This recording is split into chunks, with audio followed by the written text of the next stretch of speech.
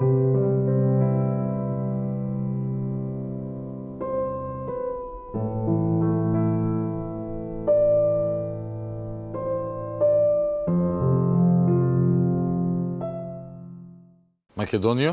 без добро вечер, бидејќи нема ништо добро во оваа вечер, како што нема добри работи сите овие денови. Денес нема да гледате класичен вовед во вечерното шоу и во разговорот кој следи потоа, бидејќи денес е најтажниот од сите овие денови на голема жалост поради ужасната хорор трагедија која се случи во Кочани на утрината на 16 март. Денес нема да гледате никакви политички досетки и коментари, бидејќи нема место ни за минимум насмевка во овој тежок ден.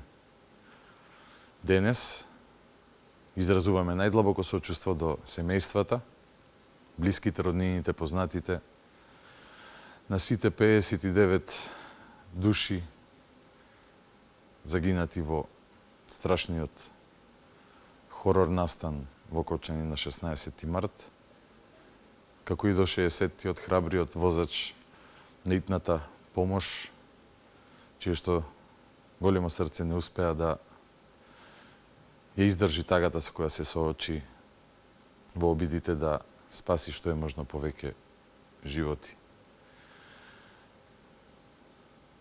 Денес ќе разговараме со еден гостин со кој што ќе се обидеме да дојдеме до некакви одговори на многуте прашања кои ги имаме сите, бидејќи тоа ни е работа и бидејќи јавноста и на вакви денови се повеќе и повеќе си ги поставуваат тие прашања, а се со една цел: оваа трагична епизода, оваа трагична судбина на 60-тината луѓе да не биде само еден ден статистичка бројка, сведок на еден хорор, туку да биде момент од кој сме се освестиле и од кој понатака се промениле работите и вакво нешто никогаш да не се повтори. Последен поздрав за 59 луѓе кои што загинаа во дискотеката, во кабарето во Кочани. А после тоа одиме со разговорот. Вечна ви слава, нека ви е светол патот. Уште еднаш најголемо сочувство од мене и од целата екипа до сите роднини, пријатели и познати на загинатите. Македонија мора вечно да ве памети.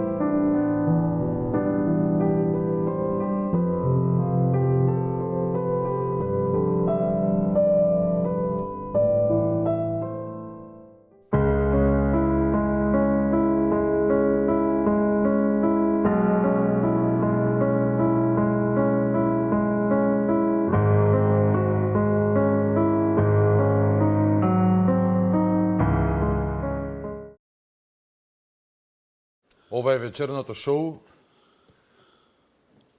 кое според описот и попис на работа на телевизиите и ние како дел од медиумскиот простор, кој имаме задача да ви информираме за она што е важно за јавноста, мораме да продолжиме со работа.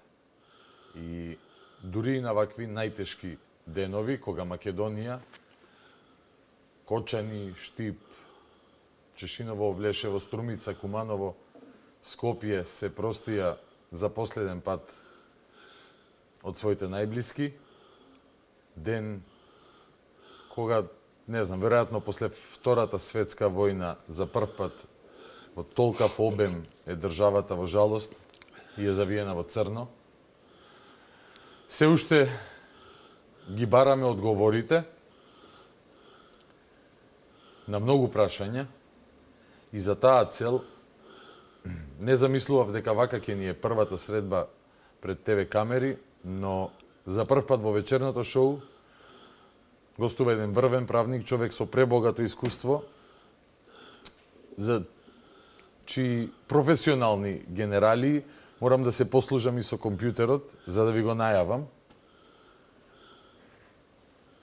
Бил заменик околиски јавен обвинител во Штип, јавен обвинител во основното јавно обвинителство во Велес. Од 66 до 76 бил заменик на окружниот јавен обвинител во Скопје. Од 76 до 84 бил заменик на јавниот обвинител на Македонија. Од 84 до 86 година, кога јас сум роден, патем, бил претседател на окружниот суд во Скопје. Во 86 бил избран за член на извршниот совет на Собранието на Социјалистичка република Македонија и министер за правосудство и управа. Функцијата извршувал до 91 година. Од 94 до 2000 бил советник во владата, во 2000 заменик на јавниот обвинител на Македонија. Во 2002 член на Државната комисија за спречување на корупција, а во декември 2005 и нејзин председател. Станува министер за правда 2006 година, најнизе останува до 2011 година. Роден е 1937 година во Башино село Велешко во Кралевина Југославија. Човек со пребогато искуство, како што чувте и веројатно и препознавте, се работи за господинот Михајло Маневски. Добро вечер и добре дојавте.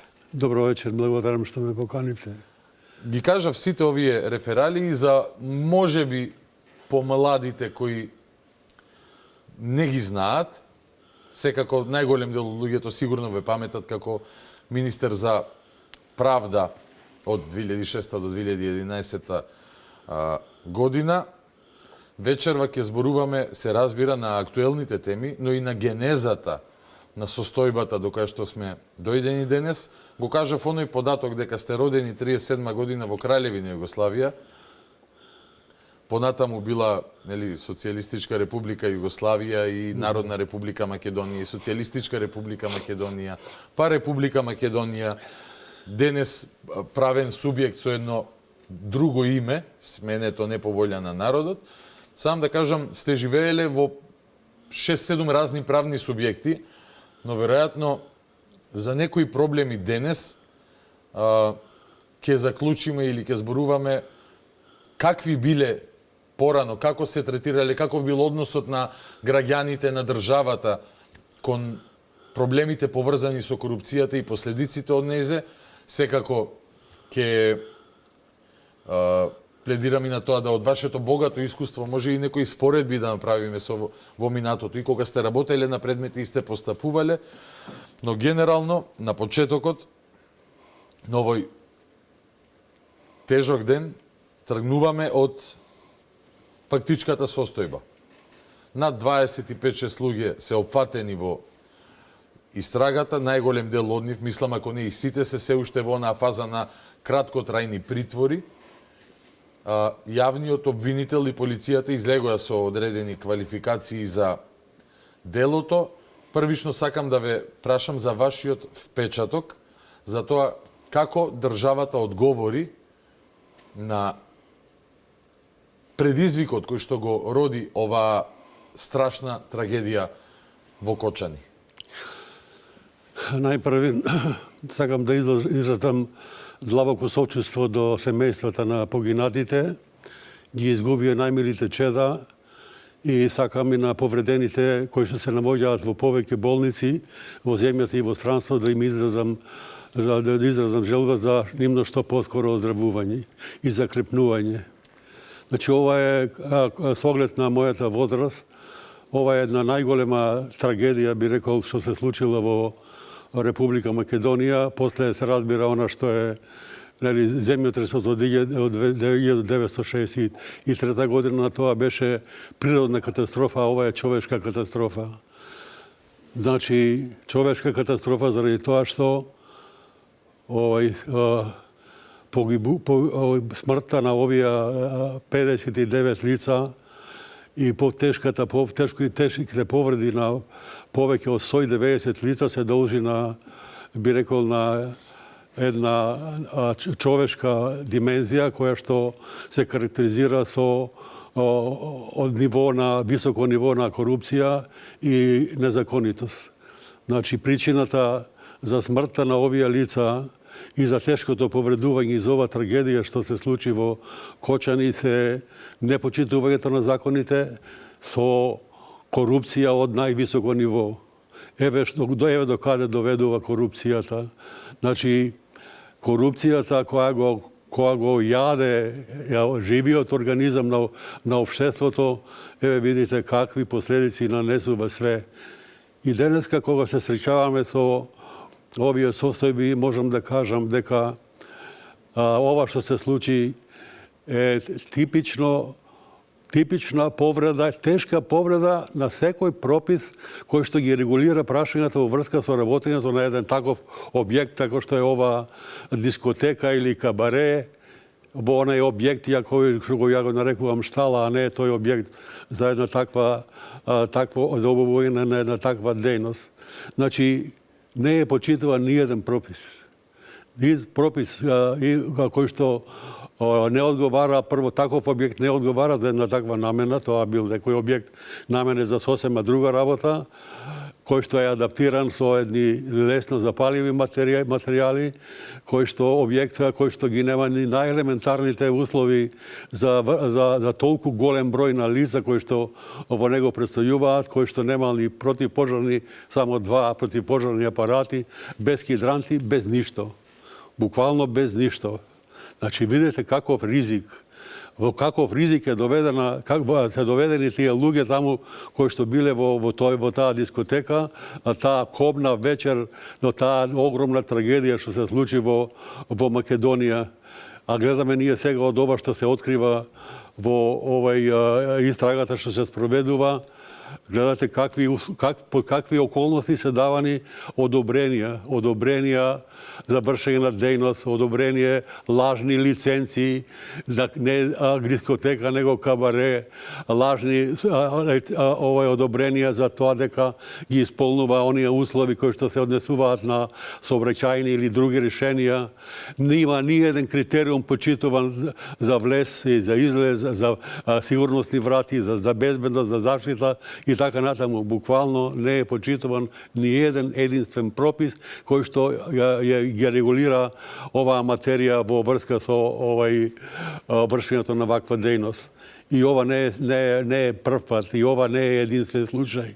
Значи, ако ги ние сега ставиме на едно ниво состојбата пред оваа катастрофа, ужасна катастрофа, и сега ова што се случува после настанатата катастрофа, со мобилизација, би рекол, на купна мобилизација на владата, на министерствата за внатрешни работи, за здравство, за економија, на другите министерства, инспекции и така натаму, кај ќе видиме ние дека пред се она што значи мобилизација на она што во функција на пружање на што побрза и што подобра помош на тешко повредените, тие ќе видиме дека значи ние како општество можеме да се организираме кога ќе се случи нешто вакво, ама да не се случи и никогаш да не се случи повеќе, затоа што сега видовте дека се функционира од оние возачи, би рекол, на возилата на брза помош кои што несебично возеа во многу релации, многу време. Дури еден од нив го загуби животот поради... Еден го загуби животот поради тоа, од комплетната мобилизација и исклучителна ангажираност на целиот медицински персонал, на докторите и на медицинскиот персонал, на техничкиот персонал, од она све што значи во функција на ова што треба да допринесе за тоа да штетите, барем на оние повредените, бидат што помали. Значи, многу добар е потез тоа, барем според мене, што се одма донесе одлука да се најтешко повредените да се сместат во болници во соседните земји, каде што има секако и подобри услови и каде што има и специјалисти за такви повреди од опекотини и каде што се однесува и во Турција, и во Грција, и во Бугарија, и во Србија, и во Австрија, и во други земји, каде што сега веќе таму се навоѓаат на лекување некаде околу 100 лица и добри се овие показатели што доваѓаат и да даде Господ така и да остане да бидат што подобри, дека тие се навоѓаат во една стабилна состојба и секако дека да ова мобилизација, да брза интервенција, брзо пренесување на најтешко повредените во клиники кои што имаат соодветни услови, подобри услови така натаму во соседните земји, значи да бидат тие штети што се нанесоа за жал на тие 59 млади лица, деца од 15, 16, 17 години или возрастни и нешто малку повозрастни кои што ето ги загубија животите и кои што отидоа во вечноста. Нека им е вечна слава и секако дека државата и институциите од ова што се случи, од оваа трагедија, јас се надевам дека ќе се извлечат големи поуки за тоа што вака не може да оди. Се биде дека вака не може да оди држава да функционира. Не може да функционира држава да не се почитуваат елементарните норми за вршење на одредена дејност.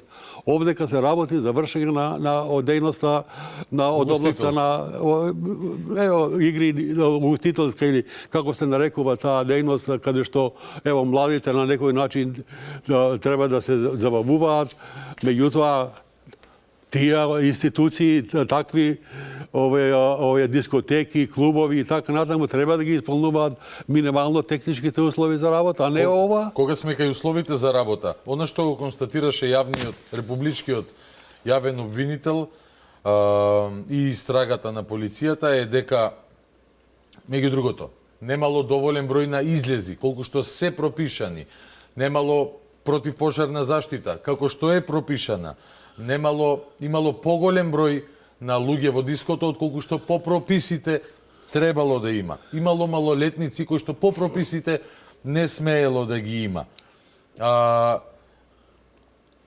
Една врата била затворена, запечатена, блокирана и така натака. Потенцирам, по прописите, бидејќи де јуре ние имаме регулативи, де факто не се спроведуваат, а во нивното неспроведување нема еден одговорен. Има, за жал, многу одговорни.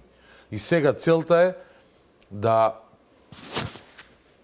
макар ако една работа може да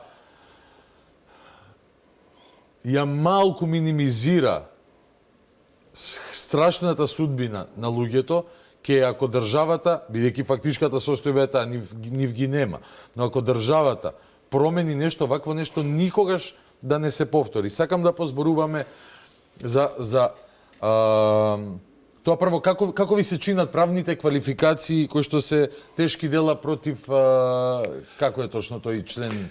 Против општата сигурност. Против општата сигурност. Ќе ви одговорам и на ова прашање. И несовесно работење. Да, повелете. Меѓутоа, пред тоа сакам да, на ова што го рековте вие, како може во еден простор од 500 метра квадратни да бидат 500 луѓе? Нели биле продадени 250 карти? Кој ги пушти другите 250? Зошто пуштија малолетници на врата? Зошто? Може ли тие што беа на врата да видеа дека деца се тоа? Зашто ги пуштаат натре некаде во 1, во 3, во 2 часот по полноќ? Значи, ако... Тие ќе кажат газдата ни речен, тој дозволи, тој може би имал некој корумпиран полицаец на кој што му плаќал рекет, како се вика тоа? За да биде заштитен, за да нема контроли, иако вечерта, тоа е, исто трагична игра на животот. Во 2:15 утрината, некои 25-30 минути пред инцидентот, 4 полицајци влегуваат по претходно планирана акција да бркаат дали има трговија со дрога и малолетници. И еден малолетник, чинам дека животот му е спасен, затоа што имал марихуана и бил малолетник, плюс е одведен во станица 10 минути пред пред да се случи ова. Од тројца полицајци, четвртиот кој што останува за жал е трагично загинат. Мислам дека беше од Пробиштип полицаецот. Значи, систем на корупција. Денови ви имаше коментари, министре, дека од некои луѓе од своји причини. Ке кажам дека се би сакал да се човечки, бидејќи секој со тагата, шокот и се носи на различен начин. Некои реагираа зошто во овие 25-6 луѓе има и луѓе кои што работеле како приватно обезбедување или некој што продавал карти и тие тоа го зборуваат од аспект до нив ли дојдовте, друг треба да се гони. Веројатно, ако зборувам, јас не сум правник, јас сум архитект, но сум живеел во близина на правници од дете. Во суштина, но и концептот на правда не е мистерија. Ако сакаме да зборуваме за владење на право и функционирање на систем, треба и од најмалиот до најголемиот да се и од најмалку одговорниот и до најодговорниот да се истражува и да се постапува. Ова трагедија што се случи со исклучително тешки последици, сепак нека биде опомена и за државата и за институциите во државата дека вака понатаму не може да се продолжи. И не е ова само сега како што утврдува пазарната инспекција дека многу од овие клубови, дискотеки и така натаму или кабареа кои што се инспектирани не ги задоволуваат, повеќе од половината не ги задоволуваат условите. Значи, ова нека биде повод. Не е само оваа област. Какви се состојбите во врска со заштита од пожари во стамбените објекти, во деломните објекти, во функциите на она што треба да ги презема државата, какви ни се скривниците, какви ни се...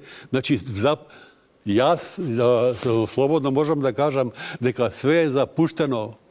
Значи, во држава запуштена и запустена.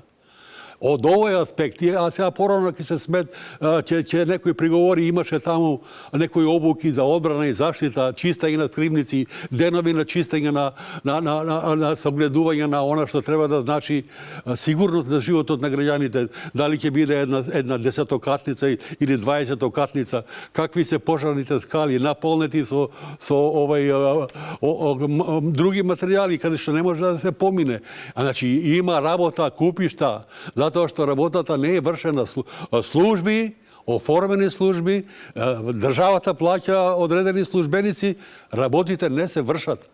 И тоа е проблемот на ова држава.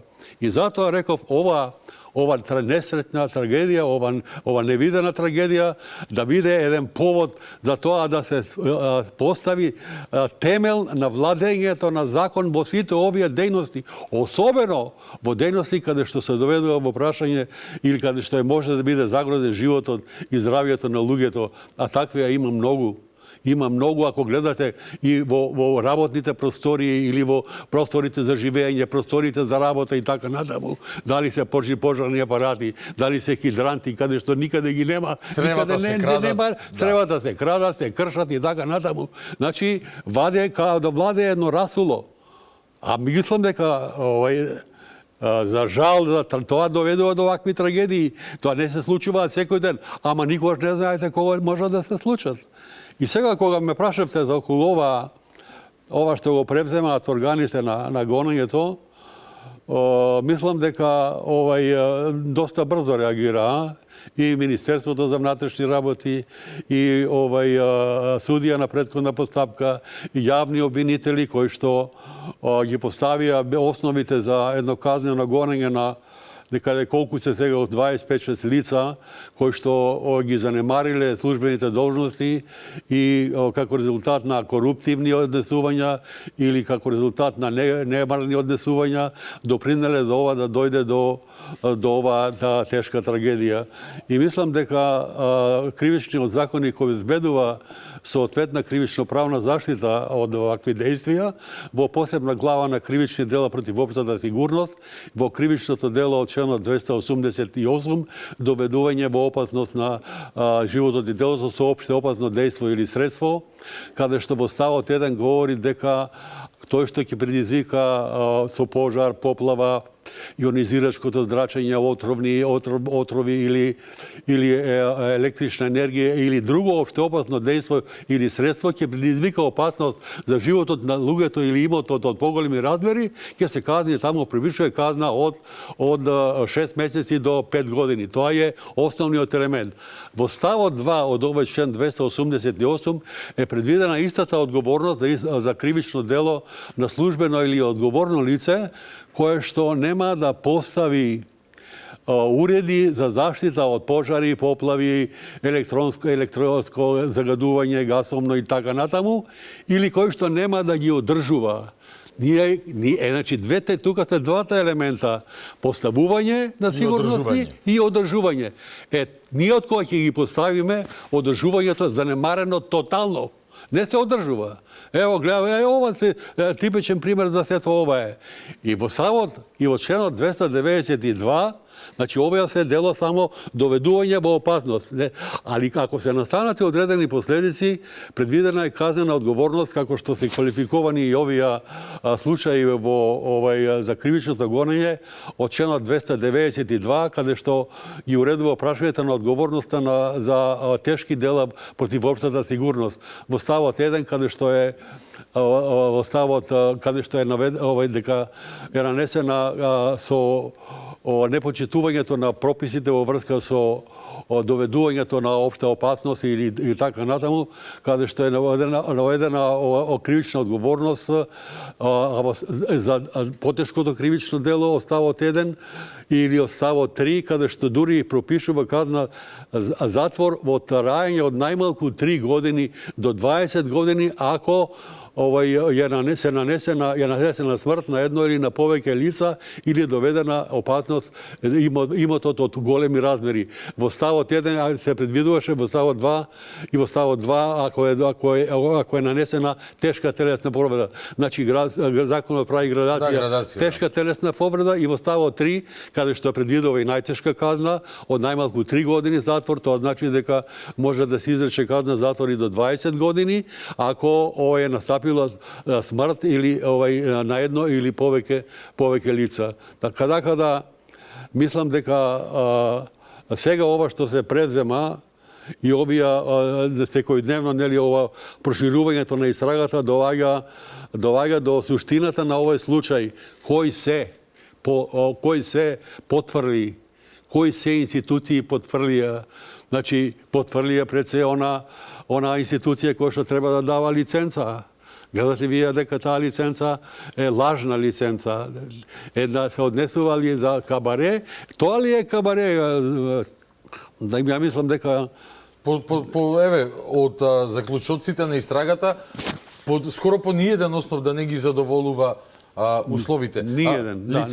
Лиценцата е еден проблем. Фалсификуваната лиценца, како што посочи и премиерот Мицкоски и министерот за внатрешни Тошковски, со лажен деловоден број, во кој што во Министерство за економија се заведени два други документи. Едниот за некој хотел во Охрид, другиот за контакт со странски инвеститор или не знам, така некако беше заведено. По тие лажни деловодни броеви има некои два документи кои што се фалсификувани, односно лиценцата која што наводно постои, не постои. А овој газдата можел да ја има и да ја дава ако одат во контрола да покаже, да излаже дека има лиценца. Но овој објект кој што е само како пример може да го земеме. Кој знае колку такви објекти има во Македонија? Кои се не дај Боже темпирани бомби? Кој знае колку стамбени објекти има во Македонија кои што не се по сите прописи изградени? Не мора тоа да значи само за безбедноста, за конструктивноста. Еве, можеби сите водат максимална сметка за конструктивноста. А што е со бројот на паркинг места? И тоа е норматив кој што треба да гарантира квалитетно живење на граѓаните. Така, тук се прават разни далавери. Дали ќе одиме не сака инвеститорот да троши пари и да копа 3 нивоа паркинг долу, па измислува некакви елаборати со кои што има обезбедени паркинг места на тротоарот и после се прави гужва. Што доведува таа гужва? Не дај Боже, да не може против пожарно возило да помине. Ако има потреба да интервенира тука некаде, само како пример значи не се само дискотеките, проблемите се насекаде. Но дискотеката е пример преку кој што може да ја анализираме тоталната ерозија на системот, тоталната ргја во системот. Овој објект изграден 1999 година, започнува некоја постапка за легализација. Како е легализиран, не се знае, тоа дело е застарено и да се реактивира сега. Понатаму, како станува дискотека од објект за лесна индустрија, исто не се знае.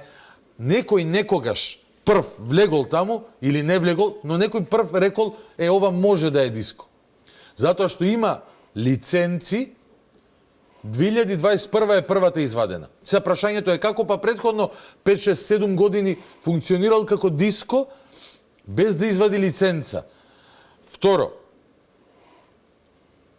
ако газдата пополнува прашалник, дали имаш ова, имам. Тоа значи него му се подполна материјална и кривична одговорност.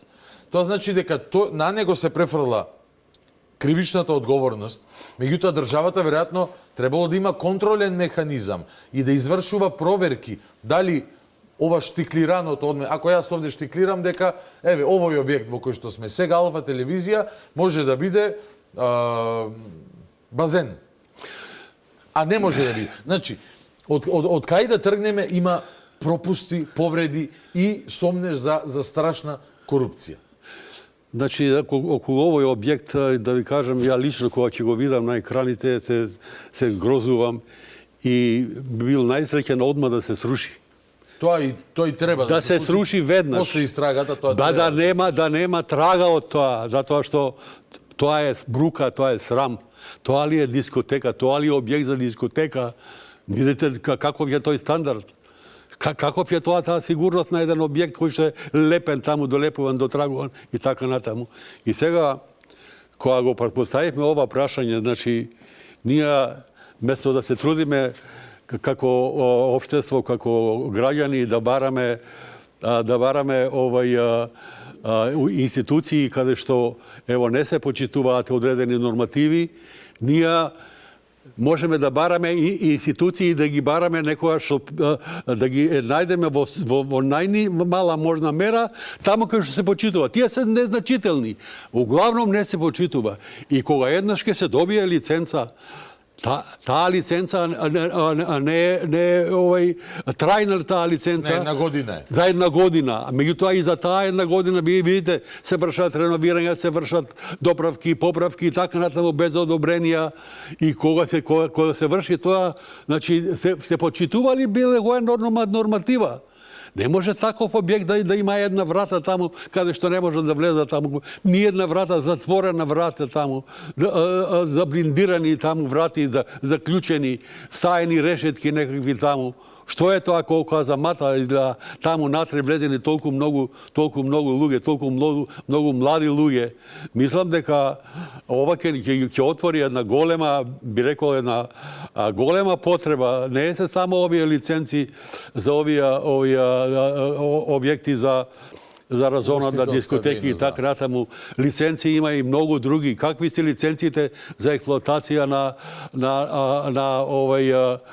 минералите? Вие гледате какви се реакции има од луѓето. Каде се каменоломи, каде што се црпи песок, каде што луѓето кукаат едноставно за тоа што се ништи и околина, каде што се доведува во прашање нивно. Кој врши контрола? Кој врши контрола и во овие сите на тоа како се експлоатира мермерото прилеп, како се експлоатираат каменоломите, како се експлоатираат другите рудни богатства, се почитува ли таа норматива, се врши ли контрола?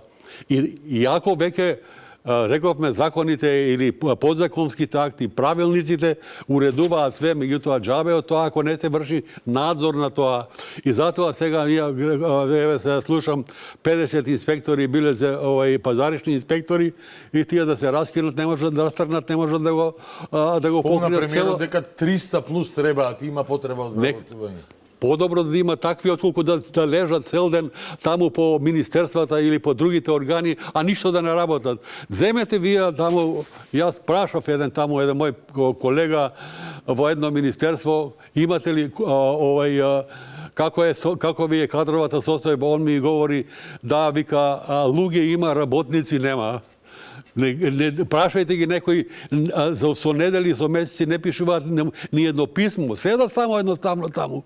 Тргнете ги тие таму, нека одат. Што седнале во канцелариите?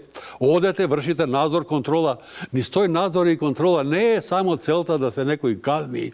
Целта и да се помогне, целта и да се укаже, целта и да се доведат состојбите во ред заради тоа што да не се нанесуваат било какви последици, да се почитува закон, да се почитува пропис.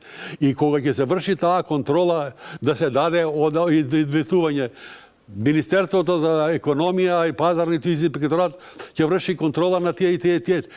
Во тој, низ тој процес, тие самите да се освестат и да речат чекајте што кај сме ние, да го отворат таму правилникот да видат и исполнува ли некои критериуми или само треба да биде примарен приходот кој што треба да го остварат, а она другото треба да биде оставено така како што еднаш ќе се направи и после тоа ништо не се презема. А зошто обичниот човек, моја констатација е дека корупција постои во секоја една држава на планетата Земја. И во Северна Кореја, сигурно. Нели? Но кај нас таа е спуштена на најниско ниво. Значи, до обичниот граѓанин, кој што секојдневно може да биде изложен минимум на 2-3 прилики да действува коруптивно. Ако јас ја грешам терминологијата, ќе ме коригирате. Да. Но на некој начин, дури нужноста која што ја чувствува човекот, да ако треба да оди на лекар, треба да се јави на некој познат, ако го има, или да најде некој друг заобиколен пат, бидејќи редовниот пат е поплочен со најдобрите намери, закажување термини после 3-5 месеци и така натака, и тоа е некој начин на коруптивно делување. Најниска форма, меѓутоа сакам да кажам друго. Зошто корупцијата е спуштена додолу кај нас? Дали коренот на тоа е неказнивоста на највисоката корупција? И кога обичниот човек размислува за своите постапки, например, зошто да чекам 15 работни дена, катастар еден обичен лист хартија да ми извади со 3 клика на компјутер, кога ако одам од Карши во геодетското биро и платам 1500 денари, ќе го имам за 3 сата, ќе го направам, тоа ќе ги прежалам тие пари, иако системот е расипан, го прифаќам дека е расипан и се адаптирам на неговата расипаност. И зошто да не се адаптирам кога оние горе крадат милиони, милиарди, нели, за чувството зборувам, и не се казнети. Тоа ли е главниот причинител да корупцијата слезе додолу и да состојбата во земјата е буквално ваква да, како што велат, Тошковски Панче, тоа го вика, кај да гребнеме, ужасно е. Значи, наместо да се промовира системот на законитост, кај нас е промовиран системот на неказнивост, на незаконитост. Значи, долго време јас ги следам и како јавен обвинител кога ја врше функцијата и како член на Државната комисија за спречување на корупцијата, кога откривме многу случаеви на корупција и од високо ниво, каде што ние тогаш утврдивме дека и она стега денеска што се говори, корупцијата има ендемски карактер во Македонија. Зошто ендемски? Затоа што постои долго време, а не се спречува со ефикасни мерки и средства. Јас како председател на антикорупцијската комисија во 2005 година напишав една книга "Корупцијата во Република Македонија, превентивни и казнени мерки за спречување". 2005 година. 2005 година. 20 години. Значи точно пред 20 години, каде што ако ќе прочитате ова книга, прочитате и основите за тоа каде се навлезена корупцијата, вие едноставно има да се запрепастите и тогаш ќе ви стане многу јасно зошто денеска и други ни кажуваат и од надвор ни кажуваат дека во Македонија корупцијата владее, таа има ендемски карактер и дека не се земаат никакви мерки и средства за спречување на корупцијата. Посочете некој пример, да молам, кажете накратко. Тоа беше искажано и во последниот извештај за на Европската комисија за напредокот на Македонија. Што во 2005 година вие направивте некој пресек и согледавте? Предходно имате децении и децении искуство во правосудниот систем. Знаете каква е состојбата? Прво да почнеме од некаде после од 90-тите години во екот на приватизацијата. Знаете, Когаш ли е главниот проблем? Тоа е темелот на корупцијата во Македонија. Во стариот систем, простете, во стариот систем, јас не ни памтам таа држава, вие сте функционирале децении во тој систем. Можеше ли до ваков случај да дојде кај што 100 институции ќе замижат очи, 1000 инспектори ќе замижат очи, газди ќе прават ќе плаќаат инспектори, полицајци и на крај да се случи една ваква катастрофа? Значи не сакам да глорифицирам стариот систем. Не, јас само анализираме фактичка состојба. Меѓутоа добро анализираме сега и можам да ви кажам беше таму 100 пати подобро отколку што настана после ова. Постоел некој срам веројатно од корупција, срам од и срам и од контрола. Постоеше систем на контрола, систем на одговорност каде што никој можеше да мрдне. Некој говори дека тоа не било демократско. А што е демократијата? Демократијата не е анархија која што настана од демократија. Демократијата да ги почитуваш човековите права, да ја почитуваш нормите на однесување, да ги почитуваш функциите на државата, да ги извршуваш функциите, обврските своји да ги извршуваат законито, стручно и одговорно, а не демократија, анархија. Демократијата се претвори во одредена анархија, каде што во ова катастрофална приватизација кога се рекол уништи Република Македонија, од 395.000 работници работеа во секторот. Знаете вие колку фабрики имаше и па и во најмалите градови. И земете едно Делчево, земете едно Берово, земете еден Ресен, земете не знам, а да не зборам за Охрид, за Битола, за Велес, за и така натаму, каде што имаше гиганти развој, 5-6 гиганти, големи фабрики, каде што имаше некаде околу 37 големи земјоделски комбинати кои што беа значајни, 5 градежни фирми кои што имаат 25.000 работници кои што работеа во надвор, кои што градеа патишта, аеродроми и така натаму.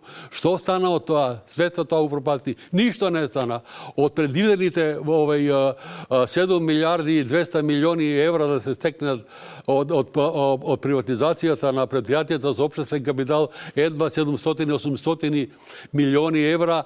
Една десетинка и тоа претежно од средства кои што ги добиваа граѓаните врз основа на доместокот за национализираниот имот, нели добиваа оние обврзници кои што ги уновчуваа и така натаму.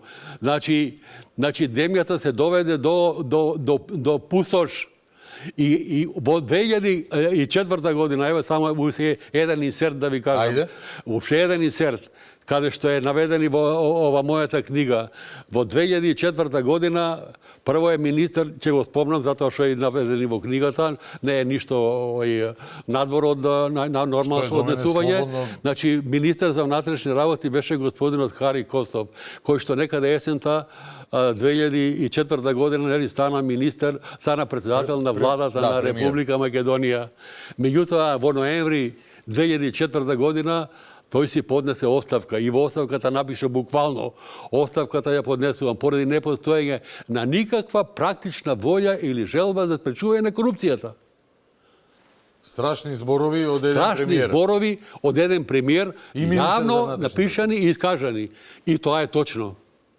Тоа е точно затоа што во таа година што ви ја спомнав, во владењето на овие кои што го ништеа системот, многу го ништеа системот, значи има 64 во разбойништва, 20 разбойништва има на банки, на светилници, на бензински пумпи. Див запад. Значи, катастрофа е една невидена.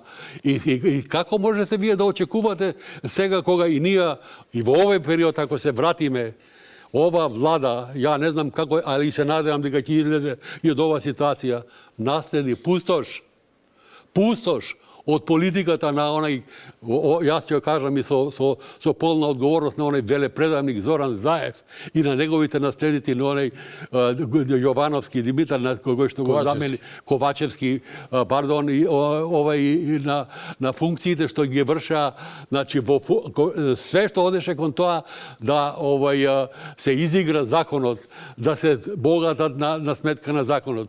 Корупцијата цвета на сите страни, каде што никој ни за ништо не одговара. Вие знаете ли некој случај да некој во овој временски период одговарал за некој криминал од актуелната власт за за тоа што се опустоши државата? Знаете што се опустоши и што е најтешко усе? Значи, кај младата генерација се содаде токму тоа е најголемата опасност и свати младиот човек дека не само од материјални, него овдека нема живот затоа што не владее закон. Овде владее анархија. И видите вие, и таква беше ситуацијата, јас можам да кажам, од 2006 година, кога дојде, кога се освои власта од страна на ВМРО со коалицијата, каде што месец и пол, два после земањето на власта, дојде за тоа да биде буџетот, буџетската сметка да биде блокирана. Нема пари, едноставно. Се е испотрошено, како сега државата во овој временски период. Државата задолжена со 3 милиарди евра. Што се направи? Еден објект се направили. Кој објект го памтите вие? Голем или мал објект, или што се направи од оне 4 километра пат што го правеа 6 години таму за адаптирање, не автопат и така натаму. 1 метро не се направи патишта или не знам што. И сега ние, ако говориме ево сега од не знам какви причини или разлози, само да напаѓаме. Не е само да напаѓаме. Фактите да го говорат тоа. Дајте сега да се извршили контрола за тоа што јавноста многу говореше колку се земаат незаконито пензии и од каде се тие што земаат пензии, колку се земаат социјални станови, а тие возат возила по 50.000 евра. Ќе се направили контрола на тоа, мора да се направи. Не бива вака. Не бива вака за тоа што и да се раскине народот и да направи кој да е што, ама излегување од оваа ситуација тешко може да дојде, додека не се мобилизира народот да биде, функцијата да биде на народот. Значи, тука е ова, народот да биде отпорен на сите овие притисоци на кои е изложен. Тешко е ова да се каже, затоа што некој ќе рече, па ајде ќе дадам некаде 5.000 евра да ми дадат некое уверение, да можам да си вршам работа. Ама тоа ли е функцијата на државата? Виде, за вработување, точно сумата што ја спомнавте, секој од нас ја слушнал кој знае колку пати во живот дека за вработување луѓе плаќале 5.000 евра. Јас кога ќе сум чул, викам, добро бе, со која памет? Дури и да размислуваш економски, а и што е противзаконски, но дури и да размислуваш економски, колку време тебе ќе ти треба за да си ги вратиш тие 5.000 евра вложени во време кога платите беа по 200, 250, 300 евра. Друго, јас исто така не ме интересира никаква глорификација или не знам што на тој минат систем. Чисто го спомнав она што вие па го кажавте на почетокот. Докажавме дека може да функционираме. Се случува катастрофа, тотална мобилизација, здравствените работници работат како никогаш досега, полиција постапува најнеселективно на свет, обвинителите кои што биле изаспани ги немало никаде, сватија дека ѓаволот ја однел шегата и дека мора да се покажат, се надевам дека ќе ја вршат работата на високо соодветно ниво. Но подсетувањето на зборувањето за пред 5 децении, 4 децении, 6 децении покажува дека исто и луѓето можеле. Тоа се докажува и денес, ако одите во Виена и ќе видите таму македонци кои што се однесуваат поинаку отколку дома. Поради низа причини, психолошки, социолошки и така натаму. Но генерално е чувството дека овде дома не постои ништо вредно, дека не постои систем, држава која што се грижи, односот на граѓанинот кон државата е на најдолно можно ниво, бидејќи односот на државата кон граѓанинот е тако. Сега зошто е тако? Значи сме можеле да бидеме добри, денес сме вакви какви што сме. Порано било срамота, истрага ти направат, готово. Ти не постоиш веќе, не врвна срам, а денес се глорифицираат. Меѓу другото и од голем дел од младината. Ликови како, овој се снашол, овој успел, види каква кола вози, види го знаеме, тргува малце нешто, растура бело или, не знам, држи вакви кафичи и дискотеки, пушта на малолетници, прави пари или ја полни со дупло повеќе луѓе него што треба. И сега одеднаш ќе се случи катастрофа, ќе се спојат низа 1000 несреќни околности во една, ќе се случи ваква трагедија и се сите викаме, како дојдовме до... Господине Илиевски, јас имам долгогодишно искуство обвинителско, цели 27 години. И можам да кажам најотворено и најодговорно дека денес, колку што се открива во еден ден трговија со дрога, значи не се откриваше ни за една година. Немаше тоа, немаше таква ситуација. Денес кај ќе пипнете, видите што се случува сега и затоа овој полицаец што бил на задача, човекот погина за тоа што имало сомнение дека и таму може да се делува дрога или таблети, екстази и така натаму. Значи се свати дека кај граѓаните се создаде едно чувство дека ако не плати, ако не даде корупција, не може да заврши работа. Ама треба да биде обратно. То каква корупција, какви ѓавол, затоа што секој кој се седи на столот и врши одредена службена работа, затоа зима плата.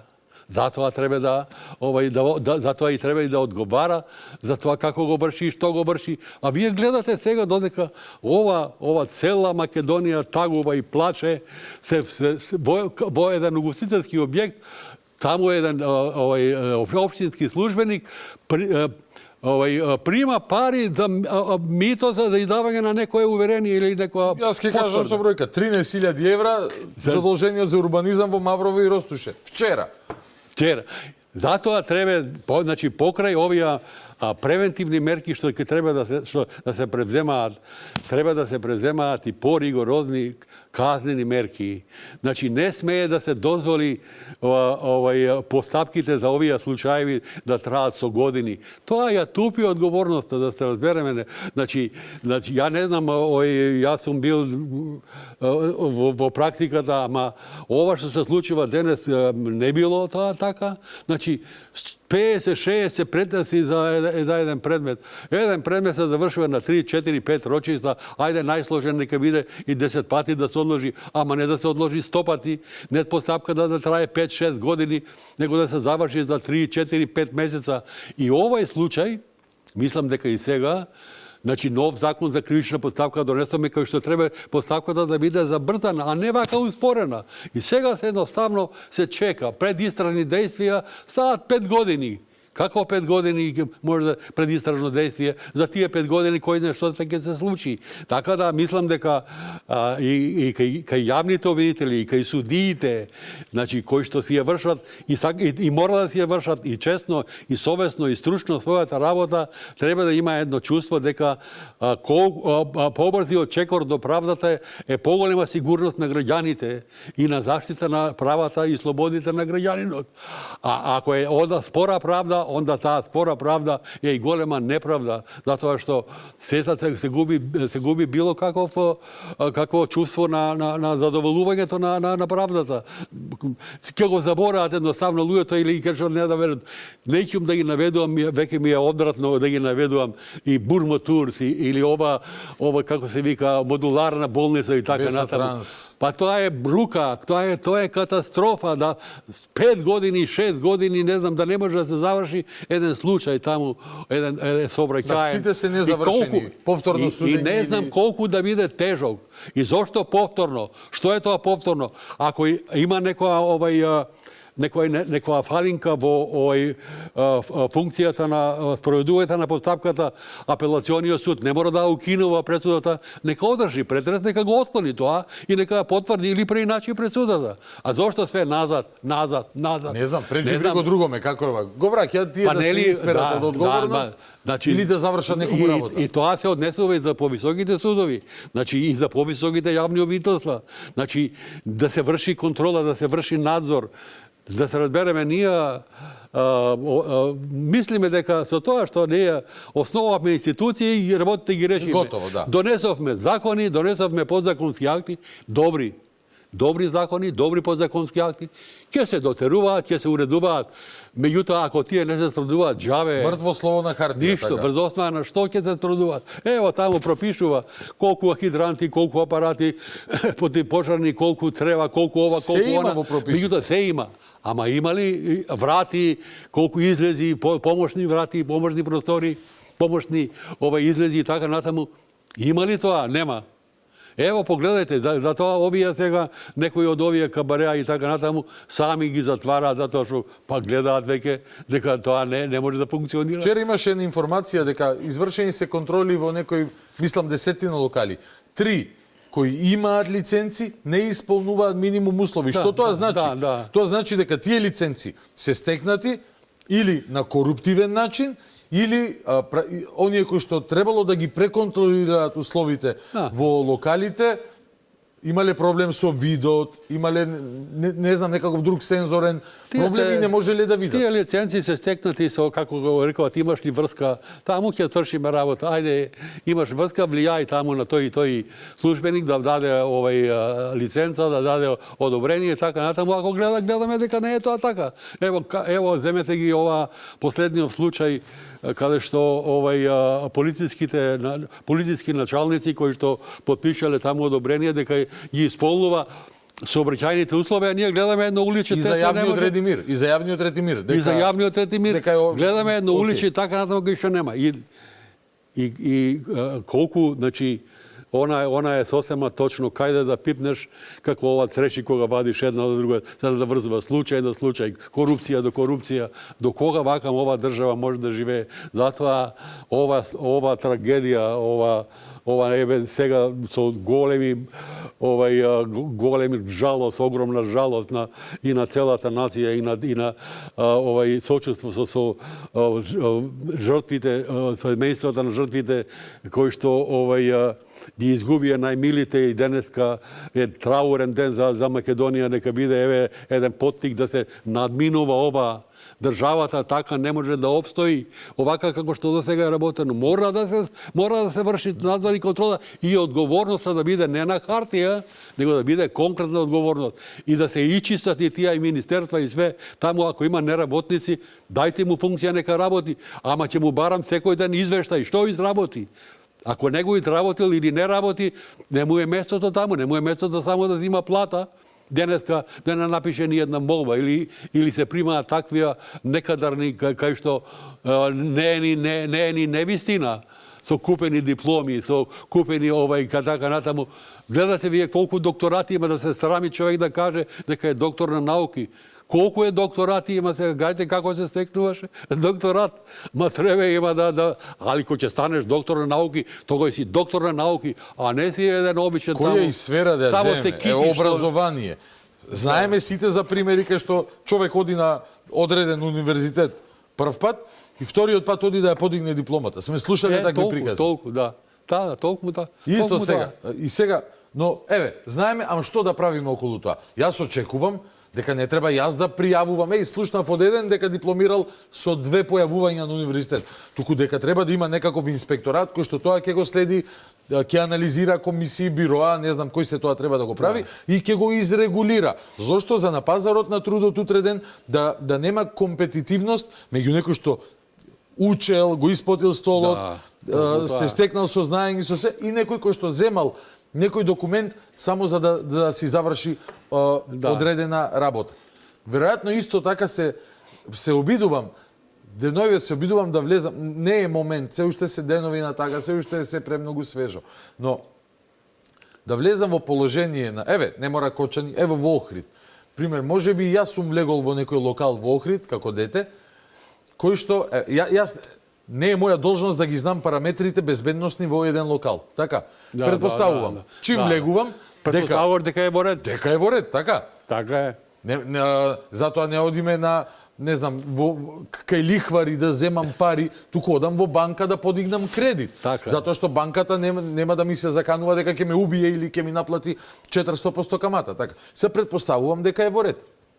Меѓутоа, може би постојат и околности кај што обично ваквите шано-мано типчиња и се фалат. Имам човек ваму, завршив работа таму, подмачкав, бидејќи својот идентитет го проектира на база на неговата способност да продира во дупките во системот или па да отвора дупки во системот. Значи, луѓе знаат, тој се занимава со нелегални работи, ама сепак ќе седнат во неговиот кафич.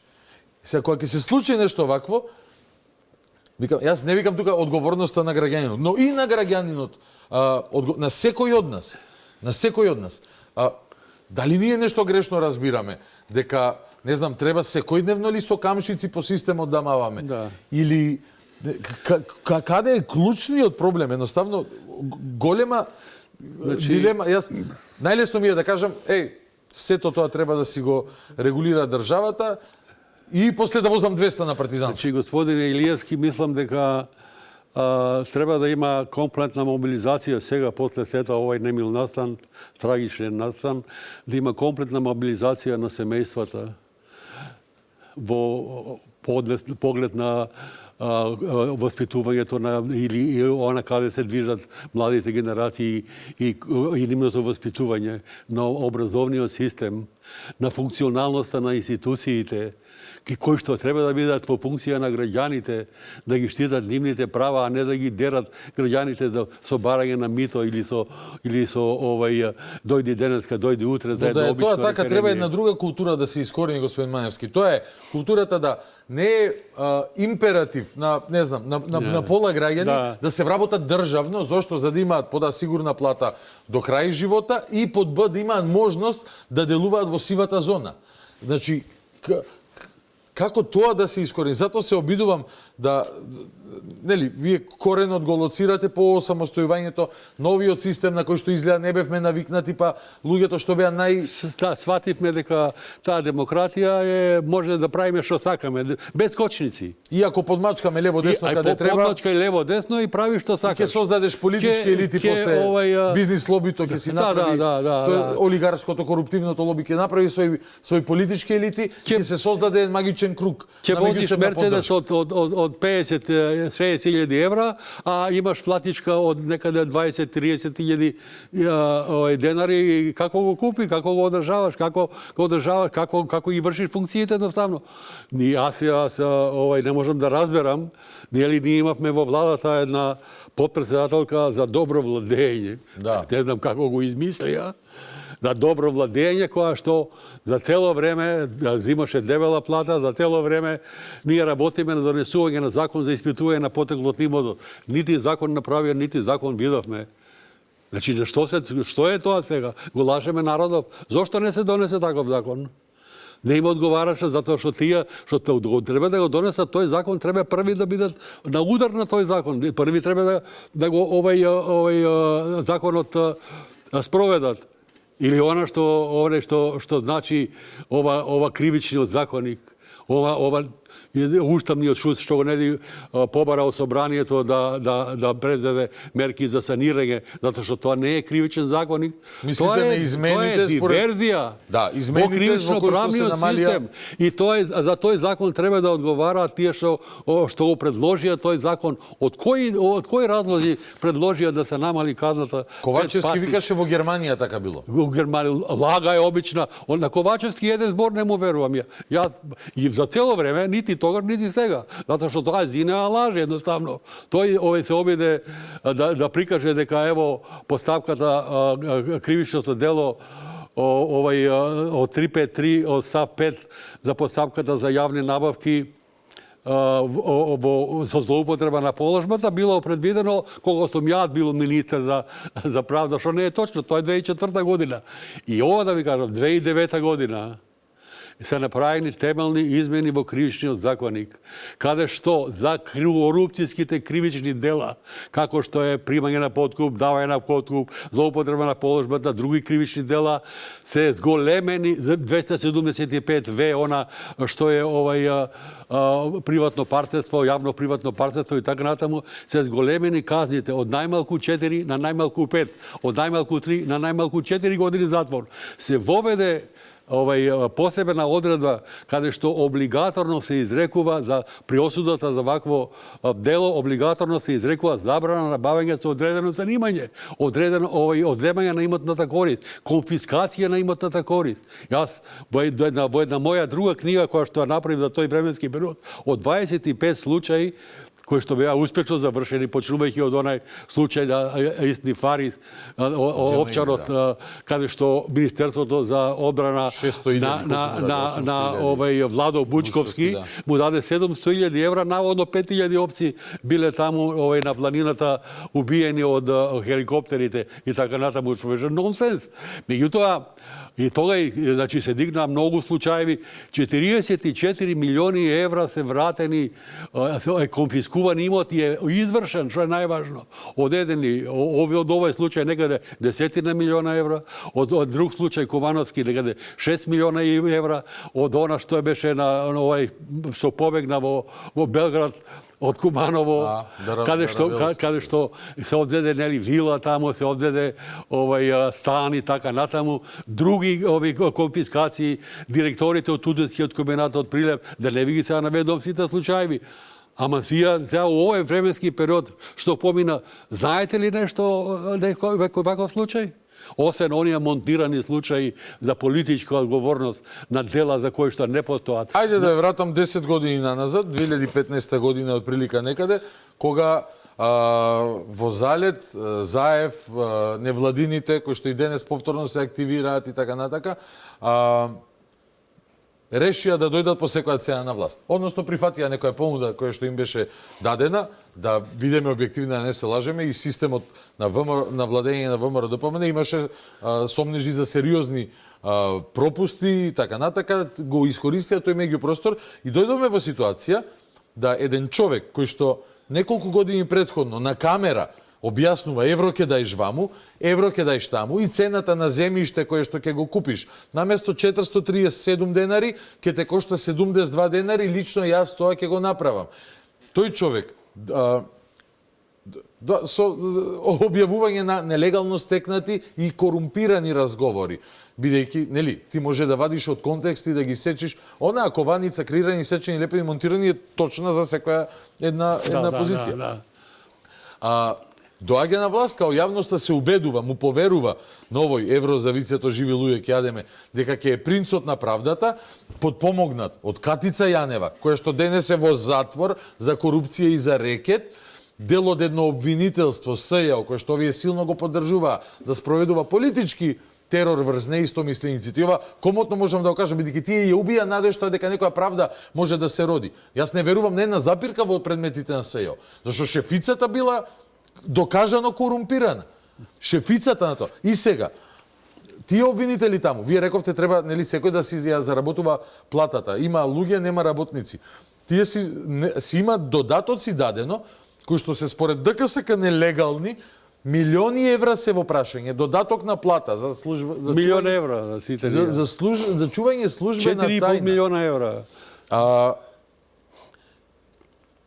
Лејла Кадрију, обвинителката од Тетово, пред 2 дена имаше еден статус. Таа беше дел од првата постава, избркана беше од СЈО после 5 дена, 10 дена. Беа 14, станаа 12. Таа зборува за случајот на модуларната, кај што вика пола влада требаше во притвор да заврши, ама ни прати еден обвинител таму кој што ќе и кочи процесите и ќе регулира што и како е. И мислам дека од нејзе беше и друг цитат.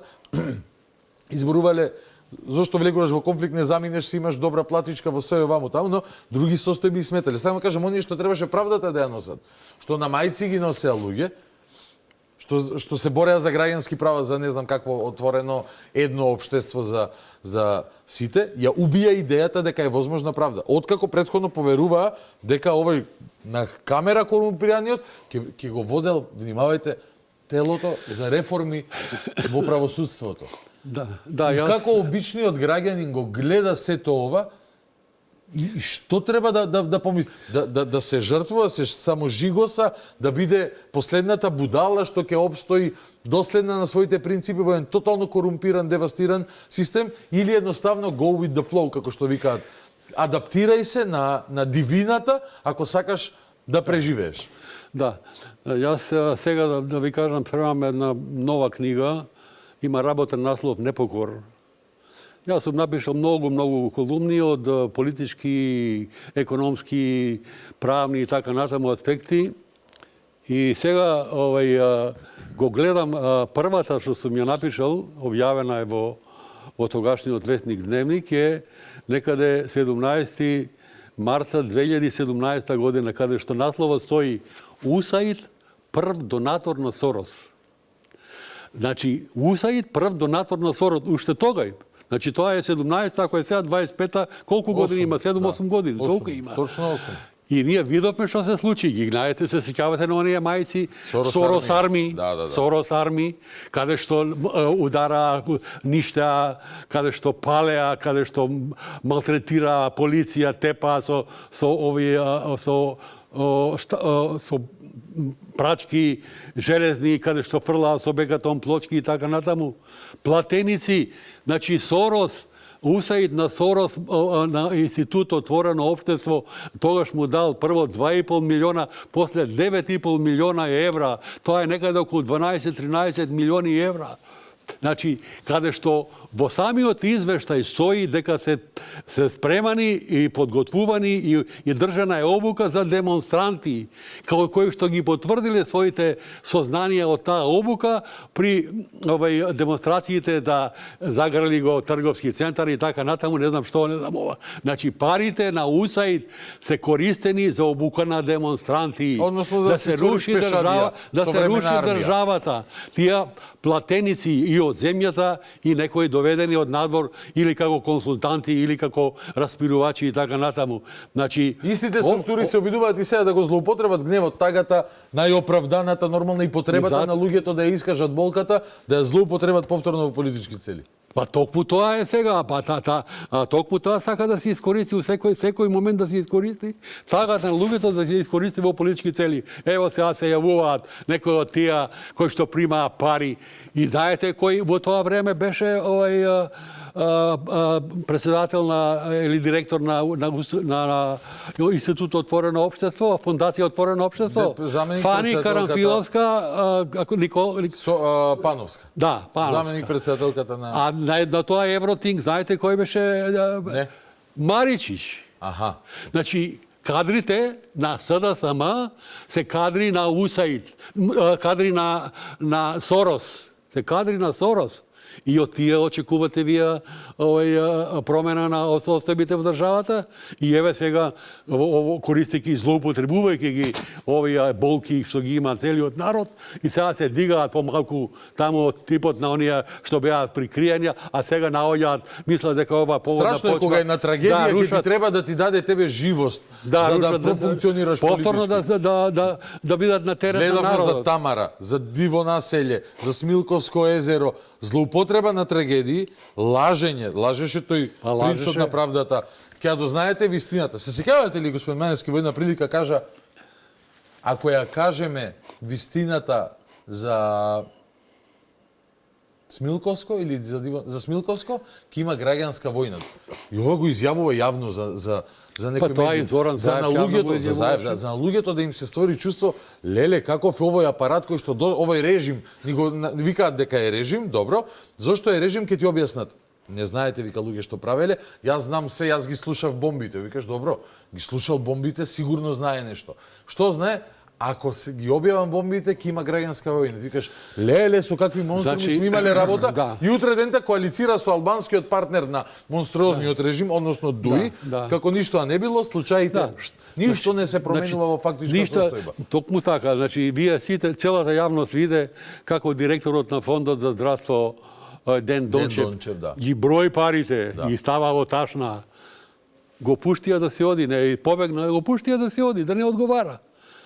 €1 за вицето, €1 за ова. Сега ние гледаме каде е помалку тие пари што се влечени од државата на криминален начин. Не мируват, ево, не знам колку е вистина, купување на акции во некоја индиска компанија, Авиокомпанија, да, има такви спекулации. Воздухопловна компанија, или овие екскурзии што ги прават во Дубај и така натаму, или возење на луксузни возила, Масерати, или не знам какви возила, станови во Монте Карло или не знам каде. Ние како може од тоа да избегаме? Како може таа ситуација каде што цела јавност беше информирана и знае и уште и мислам дека и тоа и мора да биде предмет на казнена одговорност. Тоа не може така да остане. Го изменија квалификацијата на обвинението за Зоран Заев да може да ги елиминираат доказите од мерките. Да, дека не бил примен, туку баран. Значи, не ги земал пари, ама барал пари. Тоа е очигледно, каде што таму го окупираат целиот простор околу тие касарните во Струмица, каде што на еден таму кој што наводно го купил за €700,000 тоа земјиште, значи го дава на брат му на Заев, на Вице Заев или на неговиот братучет да градат стамбени згради, а надоме за тоа една красонјера од €30,000. Или легализација на она што е таму Цареви кули, каде што има авионски снимки, каде што го легализира општината со која раководи Зоран Заев, го легализира, иако градбата е направена после тоа, не пред тоа. Ке можеме ли да зборуваме дека системот ќе се обидеме да го нормализираме, ако нема правна разврска? Не зборам за ова, не разговарам за ова, дека секој што има било каков удел мора да биде, вака како што брзо и промптно досега се работи, да биде дел од истрагата. Но, ако сите овие случаи, за кои што знае јавност, нели, алармирала јавност, алармирале поранешната опозиција, денешна власт, алармирале комисии за заштита од корупција, невладини организации, think-танкови и така натака, ако не видиме правна разврска на најголем дел од нив, како ќе може да поверуваме ние дека системот се нормализира, а не е дека тој направил тешки милиони, цената ја плаќаат луѓе со трагедии како оваа во Кочани. Не правам јас директна корелација, зборувам за културата на корупција. Односно дека некој на коруптивен начин стекнува милиони и таа култура се пренесува на секаде, дел од таа култура е и некој си деко од Кочани и трагедијата што се случува. Не е причинско-последична директно, но посредно е.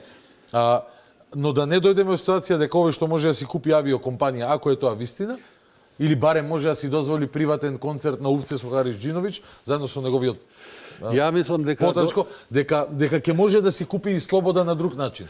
Ја мислам дека додека не дојде до расчистување со носителите на корупцијата и криминалот во тоа време од огромни размери, од ова што го спомнав и од тие креатори кои што ги вршеа функциите на власта, ние тешко дека ќе можеме да се прави на народот знае.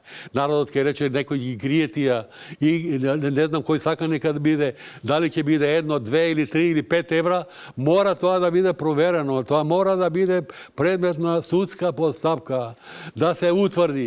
Ако е крив да биде осуден и да биде казнет, ако не е крив ќе се каже на јавноста, проведовме постапка, не утврдивме дека сторил казнено дело и тој случај е затворен. А не вака да се случаевите се отворат, се издигаат, јавноста се информира, се создаде една ситуација, чекај на исчекување што ќе биде, а што ќе биде од тоа исчекување да не излезе ништо. Тоа више не смее да се случува. А ако се од тие случаеви кои што не се само овие, има многу случаи. Знаете што е колку ќе плати држава сега за овие казни за тоа што се откажаат договорите и за изградбата на оној клиничкиот центар, каде што има подпишани договори за изградба, каде што има не само тој или многу други. Казни ќе платиме, немаме клинички центар. Така? Значи многу такви елементи. Тоа треба да се отвори. Значи ништо да не остане како сомнеш кај јавноста дека еве некој некого го крие. Овој го отвори, ама овој го скрие. Ама со кои кадри ќе го постигнеме тоа? Ова се Јас знам дека секој од нив може да работи добро ако одлучи да работи добро. Но бидејќи сме мала држава и имам чувство дека има такви како црева испреплеткани структури и со висшиот јавен обвинител Хајрулахи кој што го суспендира, нели, бидејќи како очигледно е дека нешто не им чинел во таквите шеми, тоа сме го зборували. На пример дека СЈО структурата ден денес се држи, дури и некои од нив можеби претендираат на функцијата републички јавен обвинител. Да повторам, сигурен сум дека секој од нив што учел право, завршил, положил правосуден, има некаква пракса, дека ако сака може добро да ја работи таа. Треба да си чесен човек и писмен, така? Да си писмен и чесен, да ги знае законите и честно и храбар. И храбар. Но ако некој веќе шурувал со политиката, како ќе имаме доверба дека тоа нема да се случи повторно? Еве го Коцевски. Деновиве секој дневно го има држи пресконференции. Ама зошто го немаше една година? Го немаше една година. И зошто за многу случаи за кои што допредмалу зборувавме не е мрднато. Додуше и некои министри да ги гледаме година дена, ама ајде. Така, да видиме белки ќе се отворат. И ова да го кажам, значи додека се кадрите на поранешното криминално СЈО во јавното обвинителство, а ги има секаде, од основното јавно обвинителство Скопје, каде што е Гаврил Бубевски, од висшето јавно обвинителство, од јавното обвинителство на Македонија, сите тие што следува по 120, 100.000 евра наводни бонуси и така натаму, од јавното обвинителство не може да ги мени состојбите. Тоа мора да биде променето. И мора да биде променето со ефикасни и стручни кадри. И еве сега ние се доведовме у ситуација, значи, да се едноставно продуцира кадар, ама неспособен кадар. Како може 100 академци од тие 100 кои што посетувале Академијата за суди и јавни обвинители, 99 да бидат положени и дипломите им ги даваат таму во амфитеатар. Каква стручност стекнаа тие, кој вршеше обука на тие луѓе? И ја имаме сега една идеја, не знам како да пласирам, меѓутоа мислам дека треба да се најде едно преодно решение. Значи во судовите и во Врховниот суд и во апелационите судови и во поголемите основни судови има стручни кадри, многу квалификовани стручни соработници по 50-15 години кои што напишале не знам колку пресуди, за разлика од овие кои што не знаат што е пресуда, нити знаат да ја напишат. Меѓутоа треба да се создаде и ја мислам дека ќе има и разбирање од Европската комисија како не е решение ова што им го продолжи мандатот сега со 3 години и така натаму. Тие исти луѓе кои што видовме што направија и како направија. Не сите, ама еден добар дел направија лоши работи и за судството и за она што треба да значи владењето на правото во Македонија.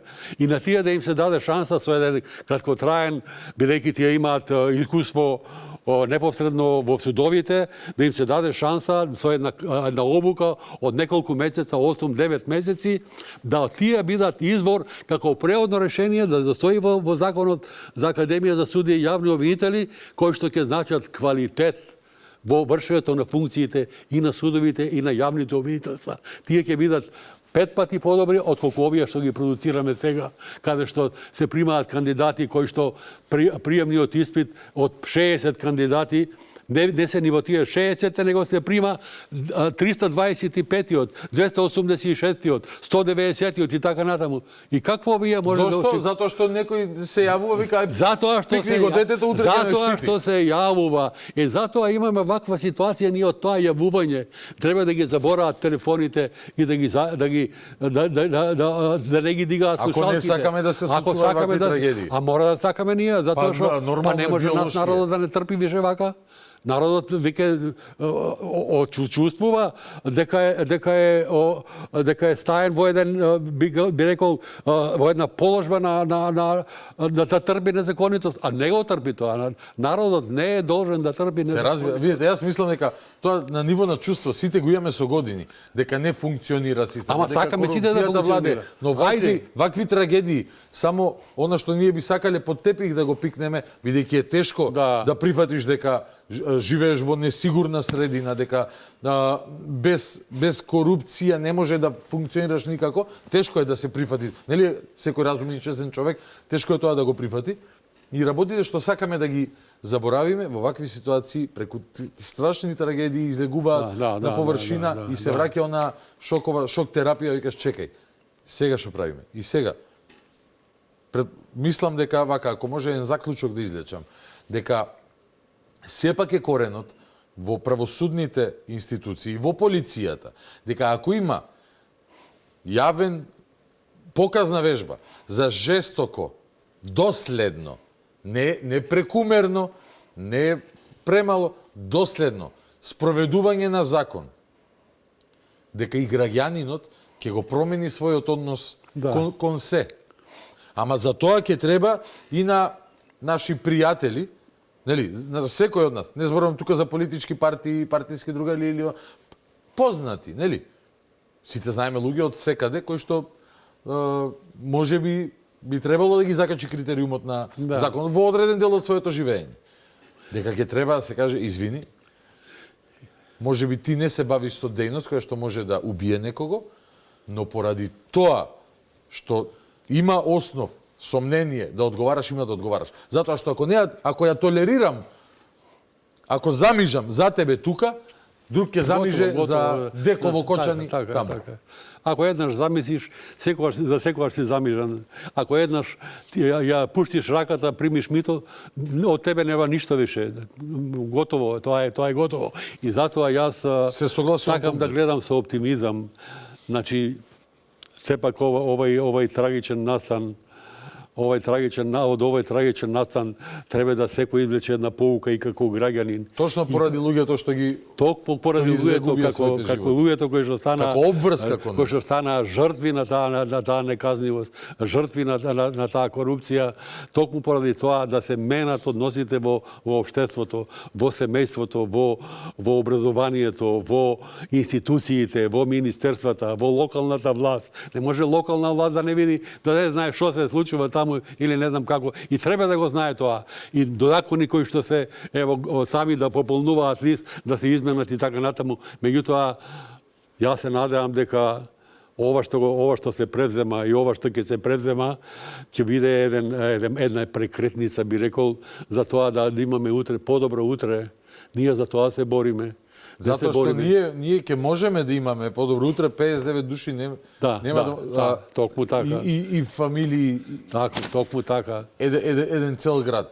Што и да се деси подоброто утре за Кочани нема да дојде. Подобро утре за општеството, но ние барем сме живи, може да се надеваме. А за нив се нивната судбина е исклучително тешка и на овие што се лекуваат таму во 196 колку ги има во клиниките надвор. Надвор се 110, дома се Господа се врата што побргу со добро здравје и излекувани и така натаму. Општеството веќе да се оттргне од ова болка која што се нарекува тешка болка на корупција, тешка болка на неказнивост и на незаконитост, да завладее систем на правда и на закон. Тоа е нашиот излез. Тоа е функција на државата и државата само така може да функционира и да ги штити граѓаните и да го штити општествениот поредок. Сте пишувале за корупцијата и дела и пред 20 години.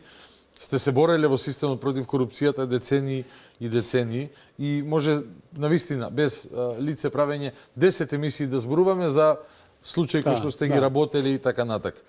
Нека ве поживее Господ, 87 имате, но одлично изгледате и да имаме прилики почесто да се гледаме и да коментираме.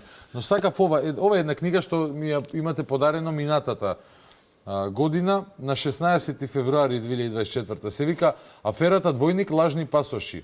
Правна анализа за издадени 218 пасоши со лажен идентитет. И таа ми се и тука на бирото во Алфа телевизија. Сега посебно се сетив на незе. Бидејќи се ние зборуваме овдека како е возможно некоја штала, индустријски објект да биде легализиран, да стане диско без никој да знае, откако станува диско да работи без лиценца, па откако зема лиценца без да задоволува услови. Имаме преджибри го другоме. Пазарната инспекција вика, ама тоа е надлежност на полиција, полиција вика тоа е на УЈП, УЈП вика тоа е на овој, на економија вика не знам што вика, таму се потпишуваат луѓе, се фалсификуваат, се издаваат печати и се случува една трагедија и се ние викаме добро како тоа се случи. Ево овој случај, мислам дека е посложен малку за изведба, бидејќи Ова се пасоши, тоа се биометриски документи со врвна заштита, предпоставуваат манипулација со системот со матична евиденција во Македонија. Тоа е нешто што државата треба да плати, пример, ако има пари милиарда евра да биде заштитен. Да. Нели? Тоа е довербата што сме ја вложили во држава. И сега некој имал пристап до него, креирал лажни имиња за тие шкалјарски, зајачарски, не знам како клан, им издавале биометриски пасоши, кои што после беа проблем за обични граѓани да се издадат. И случајот заврши со трет ешалон. Заврши со би рекол шалтерските работници и заврши на дел со условни осуди или минимални казни, меѓутоа никој не одговараше од раководната структура во Министерството за внатрешни работи. А тоа без учество на одговорни функционери во раководната структура на Министерството за внатрешни работи, ова не можеше да екзистира 3 години и 7 месеца. И зошто се издавани овие пасоши? Значи, самиот министер за внатрешни работи, Оливер Спасовски, истиот ден кога ја наредниот ден кога ја поднесува кривичната пријава, јавно говори во едно интервју таму на утрински брифинг дека пасошите се издавани и до 20.000 евра за еден пасош. Да. Никој не е осуден ни едно евро да врати на државата. Никој, ништо. Нема трага од тие нема пари. трага, ништо нема. И тие што се осудени, тие се тие жртвите, а овие што треба да одговараат, тие ги нема. Тие се скрија. Како што говореше и тој судијата што го судеше предметот, очекувам организаторите на овој случај да бидат одговорност, ама организаторите ги нема никаде. Што сами ќе се јават. И самиот министер ветуваше дека ќе се продолжи истрагата и така натаму, и тоа ништо. Толку. Штама. Обидна што видна овие со условни осуди, минимални казни, шалтерски работници и готово. А другиве се спасија. И затоа треба да се отвори поново овој случај. Се согласувам. Вчера премиерот каже и нешто друго, дека ќе се отворат повторно случаите за модуларната болница. Сигурно. Па не може кабелот да биде таму виновен или не знам. Видите, технички може да е кабелот. Технички. Кој го поставил кабелот? Кој ставил таму таков систем за кислород? Ама кој направи кој направи таква болница толку да се запали за 5 минути да изгори се живот? Кој направил да се постави без задоволување на минимални техничко-градежни предуслови, туку како да е тераса во кафич. Така заедно викаше тогаш. Ова е вика како настрешница, пардон. Како настрешница во кафич. Бидејќи ако сакаме ако не сакаме да живееме оваква земја, не сакаме. Не знам кој сака. Веројатно сакаат само оние најбедните криминалци. Некои некрофили и така натаму. Бајде и во политиката има некрофили овие денови, кои што мене нервите вака ми ги креваат до плафон, но се трудам да издржам еве до недела, барем па од понеделник со нив да се занимавам. Но мора да се отворат тие работи. Мора да се реотворат, бидејќи секогаш ќе стои тоа петно дека ете некој таму можеби имаше нешто, ама куртури. Ништо не смее да се заташка. Од друга страна, истиот тој систем кој што замижувал на вакви нешта. Прво сега да се стави во функција за 24 часа. За 24 часа имаме министер, бивш министер. Зошто имал подпис на некој од документите ставено. Не е дека е од Кичево или дека е млад или дека е од Дуи или дека е албанец. Тоа што срамно се обиде Арбер Адеми да го пласира дека ова е криминал со етнички презнак. После се стиша, веројатно сватија колку сад, дека нема играчка сега. Од 26 души, еден бил албанец, ова бил етнички криминал. А не дека бил министер и дека има муабети, дека тарифите за лиценци. Јас не викам дека тој ги издавал или ги земал парите. Ама ако има, тоа е јас што викам, не викам. Ама ако има на некој документ негов подпис, треба да објасни како бил ставен тој подпис. И да не знал, нели, повлекува друг вид на одговорност. Но не смее да остане петно дека некому нешто се проштевало зашто некој се снашол така во системот. Инаку не постои начин како да функционираме. Но истиот тој систем што замижувал пред крај. Еве, да кажете дека ја злоупотребувам позицијата што имам, што не е кривична одговорност. За случајот 27 април тој систем држи луѓе за тероризам. тој бил истиот член тероризам до 2008-2009. Така кога се измените, тогаш станува терористичко загрозување на уставен поредок и држи ден денес во затвор и никому нему ни Јовевски, ни Коцевски ја имаат секоја можност како републички обвинители да се да не ја заборавиме Вилма Русковска не била дел од СЈО. Зошто ги спомнувам? Сето ова е дел од градењето на култура на неказнивост. Дури кога казнуваш невин, а мислам дека е 99,9 и 102% покој Намди Бајрам, како што викаше, општествен консензус дека тоа е политички монтиран случај за измислено дело терористичко загрозување на уставен поредок. Бидејќи кога казнуваш невини, ти ја создаваш културата на неказнивост. Јас, кога го спомнавте овој случај, би рекол случај кој што е монтиран од политички причини, а не од правни причини, затоа што ако имаше некоја одговорност и може да има тие сосема друга квалификација, учество во толпа, физички напади и така натаму, но никако тероризам. Јас уште тогаш, нели, јас тогаш веќе во пензија, уште тогаш како член на правна комисија, имам најнепосредни сознанија каде што пишував одредени приговори против решенијата што се донесеа за спроведување на истраги, решенијата за определување на притвор. Тоа не сум го кажувал, никогаш сега го кажувам. Каде што имаше пресуда на Врховниот суд, во решенијата немаше никаков доказ, врз основа на кој доказ е определен притвор и врз основа на кој доказ е утврдено дека овие сториле такво кривично дело тероризам и дека Врховниот суд поништи едно такво решение. Меѓутоа не знам што стана со овие решенија, затоа што ова не беше судска процедура, ова беше политичка хајка, невидена политичка хајка, каде што се взедоа и ден денес издржуваат казна многу невини луѓе кои што настрадаа во затворите и кои што се оддалечија од семејствата, кои што некои и животот го загубија и за жал и така да мислам дека овој случај ја покажува целокупната мизерија на, би рекол со еден збор оваков, на нашиот судски систем во тој временски период на кацарска, на русковска и на тоа СЈО и на тие сите елементи на тоа специјално јавно обвинителство, затоа што монтираа случаеви не од правни, туку од политички причини, затоа што беа слуги на Зоран Заев, на председателот на Советот за судски реформи, замислете, Советот за судски реформи, да, голем стручњак е човекот и сега за судски реформи, кој велепредавник, кој што ја предаде државата, как виткаме кичмата, ќе јадеме живи луѓе, живи татко, мајка, деца и така натаму, додека Дишам лажоман континуирано врши велепредавство на државата.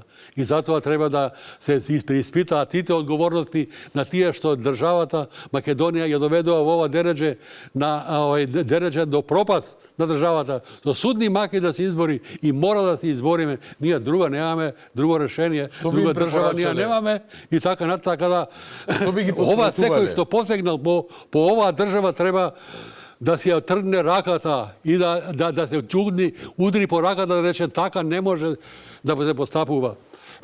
Пардон. Што би им посоветувале за крај последно прашање на одговорните за спроведување на системот во моментов? Премиерот Мицкоски, МВР, Панче Тошковски, министерот за правда, сите обвинителите, што би им посоветувале како да постапуваат во наредниот период? Која е магичната формула, ако постои таква, од вашето речи си 9 децениско живење и повеќе од 6 години веројатно во правото? Значи, јас би сакал и во тамошниот период, по повод на овој најтрагичен настан, институцији да функционираат вака како што функционира после овој настан. Тука мора на тоа да се истрае. И на судови, и на јавно обвинителство, и на полиција, ова да е новиот министерство. Молам? Ова да е стандард. Ова да е стандард. Вака се постапува, не сега земи само запиши една наредба, пристрани действија и заборави го 5 години. И би си ги советувал многу побрзо да ги спроведуваат постапките, затоа што мора тоа да се така, не, затоа што се губи функцијата на казненото гонење и се создава недоверие кај граѓаните дека смислено се одолговлекува некоја постапка и не се завршува на време, за да на некој му се помогне. Нема случај кој што не може да биде решен, нема случај кој што не може да биде решен за неколку месеца, па јас сум напостапувал по кој знае колку случаеви и какви случаеви, ама никој не траел во волку, како ова не може да го ставам 5, 6, 8, 10 години трае постапка. Каква е таа постапка? Никаква е таа постапка. Затоа тоа треба да се стави црта. Дебела црта, така више нема работење. Ќе се ста функција обвинителите се организира, ќе преземаат действија, голем случај е 26 пријавени, да се секој треба да се утврди конкретно докази, да се преземаат действија, сослушувања, материјални докази и негово испитување. Меѓутоа се има одредени граници на тоа постапување и затоа и законот за кривичната постапка предвидува таму дека доколку во рок од 3 месеца не се одлучи по поднесената пријава, јавниот обвинител е должен да го извести подносителот на пријавата и за причини и повисокиот обвинител за причините зошто не е одлучено по пријавата. Мислите дека некој јавен обвинител го известил повисокиот обвинител за зошто не е решена пријавата? Никој. Тоа не се почитува, тоа не се почитува законот.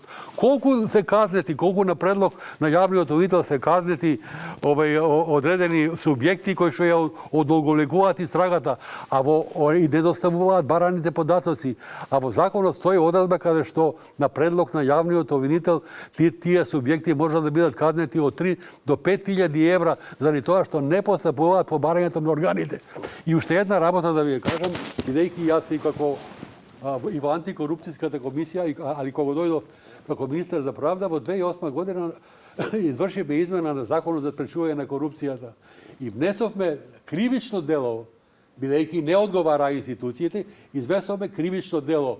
Ако субјект не одговори на барањето на државната комисија, ќе се биде осуден на казна затвор до 1 година. Ако се работи за службено лице, кривичната одговорност на тоа службено е предвидена до 3 години затвор. И да видите како после се средија и не може сега да одговорат после 7 месеца, 10 месеца. Има законот и закон за престапки и поблоги предвидува рок 15 дена да се одговори или за најсложени случаи по рок од 30 дена. Веројатно тука и фрустрацијата на власта во непостапувањето кога зборуваат за веќе почна постапката за разрешување на републичкиот јавен обвинител без оглед на неговата проактивност овие денови. Ќе си тече таа постапка.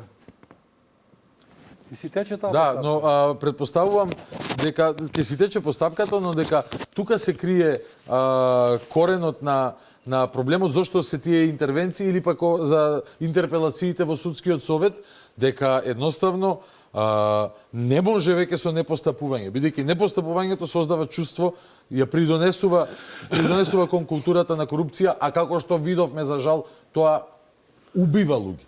Ви видите околу тие интерпелации, значи со изгласувањето на интерпелациите на тие членови на судскиот совет избрани од собранието и од 2 члена кои што ги предложил председателот, значи тие веќе немаат немаат легитимитет.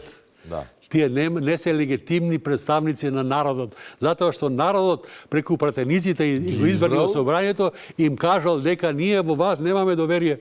И сега ние како ќе чекаме оставка? Зашто оставка? Тие треба одма да си одат. Неверојатна работа. Тоа Ман каква оставка, нема оставка, нема се однесуваат како ништо да не се случило. И собранието изгласува и извештај е должни да поднесе до собранието согласно член 29 не им го од прифати амандманот. извештајот, да. Законот за судскиот совет предвидува дека извештај се поднесува до собранието. Собранието во член 100 став 8 во Законот за судскиот совет говори дека доколку собранието не го усвои извештајот, тоа ќе биде повод за покренување на постапка за одговорност на членовите на судскиот совет што ги избрало собранието. Се е легали, се е во рамките на функциите на законот и сега оставки ќе ги молиме. Ја не поднесувам оставка. Како да Кој се кралски фамилии? Не знам. Чии представник си ти ако ти рекол народот преку представниците избрани во собранието со едногласна одлука на некаде 75-74 пратеници дека нема доверба во твојата работа, како можеш да останеш? Каков образ имаш да останеш да вршиш функција? Весна Дамева е стручен на Кацарската, е нејзин представник. Како стручен соработник стана председател на судски совет. Какви са Весна Дамева, ова Црвенковска и така натаму каде што стручни соработници станаа председатели на судски совет и една глупава одредба, не глупава него смислена одредба каде што ја вградија во законот за судски совет дека председател на судскиот совет може да биде само од членови избрани од страна на председателот на предложени само од собранието и од председателот на собранието, што нели после 3-4 години ја укина Уставниот суд како неуставна одредба. Ама работите се завршија и Весна Дамева стана председател и Црвенковска стана председател и така натаму, значи тие стручни соработници станаа председатели на судски совет, кај што не напишале ни една пресуда, каде што немаат никакво искуство судиско, а ќе оценуваат работа на суди на Врховен суд, на Апелационен суд и така натаму. Значи видите до какви аномалии се доаѓаме и сега ова го говориме. Тие аномалии предизвикуваат трагедии. Предизвикуваат трагедии и ова го говориме да се ова надминува, ова да се менува, ова вака не може да опцои и сега овие да не чекаат таму сега да ги некои моли да дадат оставка, одма да си одат. Одма мора да си одат. И тие не можат да вршат никаква функција, нити да примаат плата. Тие не се легитимни представници на народот. Народот им кажал, ние во вас немаме доверие, вие треба да напуштите тоа каде што би избрале за тоа што не сте одговорили на тоа, на функцијата на која што сме ви дале доверба со вашиот избор. Значи, колку многу навлегуваме сега, Арно рековте, пред малку можеме да држиме не знам колку емисии. Да, ма добро, меѓутоа како говориме се така се навлекуваат нови ови состојби каде што доаѓаме до некакви апсурди, каде што ги констатираме тие апсурди, но не само да ги констатираме, мора да ги менуваме. Мораме да се менуваме и самите себе си, да се менуваат институциите, да имаат поинаков однос и према граѓаните, има према вршењето на функцијата, да имаат одговорност, да имаат чувство на тоа дека тие се слуги на народот и тие треба да бидат во функција на народот, а не да бидат таму да седнати на фотелите, плата и тече или работат или не работат, меѓутоа овие тие се заштитени на некој начин од какви причини, политички или вакви или накви причини. Не може тоа така да функционира државата. Државата за така од тоа такво однесување доведе до ова дередже, ова држава, ова златна држава Република Македонија, на која што дури некадарници и нечестници им го сменија и името. Иако нели изјавија доколку него измена името, ние не можевме да како што изјавија представници од грчката влада највисоки, доколку него измена името, ние не ќе можеме понатаму да обстоиме на такво барање. Ама тие, ја уште ова да ве подсетам, каде што јавно е кажано, значи сите знаеме дека на покојниот председател, прв председател, Киро Глигоров му нудеа амфора или Ролекс часовник, кај што и тоа министер му предатова Фрчковски, кој што ево тоа доваѓа од судски, одваѓа од ова. Меѓутоа само сега пред неколку месеци, значи претходниот председател на Република Македонија, професор доктор Ѓорѓе Иванов, на еден собир на Советот на амбасадори, јавно изјави дека е продадено името Република Македонија за 150 милиони евра. Тргнали некој да го провери тоа? Го заведе ли некој обвинител тоа во книгите да рече еве како допрен глас дека јавно се тврди дека овај името е продадено за 150 милиони евра и да го заведи и да го провери тоа, ако е точно, да превзеде соодветни мерки, ако не е точно, да се каже проверивме, не утврдивме дека е точно. Ама еден поранешен председател кој што остави впечатоци во владењето, во вршењето на функцијата, тоа јавно го изјавува, не е тоа извадено од некои кулари или не знам каде, јавно, отворено и јавно. А тоа не може да остане глув ни еден јавен обвинител каков сака нека биде и глувонем да биде. Нема ќе го повисок стави. јавен интерес од тоа. Па нема тоа. Па што сака да од поголема јавност од тоа? Тоа во однос на допрениот глас е за крај, тоа ќе го искоментирам. Ако не е неуместно, но досега функционирало по принципот, искажам во една песна на Здравко Чолич, кој викаше ти живиш у облаци мала, а до тебе не допира мој глас. Да. Ако тоа не се промени, Македонија, сите ние не заслужуваме. Не заслужуваме држава. Македонија има не сили. исполнуваме капацитети Ја мислам, за државност ако не се промени тоа. Има Македонија, ја мислам Македонија има снаги, има сили. Ова Се го разбира. покажа да излезе од оваа ситуација. Се разбира. И ќе излезе и мора да излезе. Верувам дека вечерва беше на некој начин можеби и катарзична за сите кои што останаа со нас. Да, сепак, зборувавме многу подолго од планираното, мислам околу 103-4 минути. Дај Боже, ако ви е по плани толку години да си дочекате, да ве проложи, да ве држи добро Благодарам. здравието. Велам катарзично, бидејќи зборувавме на човечки, приземен, директен, искрен и отворен. Да, во оваа начин. траурна атмосфера. Обидувајќи се се обидуваме да најдеме изредни решенија. Обидувајќи се да дојдеме до корените на проблемот за и после токму така. Предлози решенија како истите да се отклонат. Затоа ви благодарам, верувам дека е благодарен секој кој што остана на Алфа. Оваа вечер ми беше чест што им бевте гостин и си закажуваме следна средба во прва наредна прилика која ќе фатиме некоја тема подетално и поконкретно. Уште еднаш благодарам што ме благодарам Михајло Маневски и се гледаме следна прилика. Благодарам уште еднаш. Ви благодарам и вас што останавте со нас до самиот крај. Продолжуваме утре по 22:30. Ви најавувам ќе гостува новинарот Бранко Геровски. До тогаш без стандардната објава, бидејќи не може да кажеме добра ноќ Македонија, нема ништо добро овие денови. Туку ќе кажеме вечна им слава на загинатите во Кочани и никогаш да не се повтори.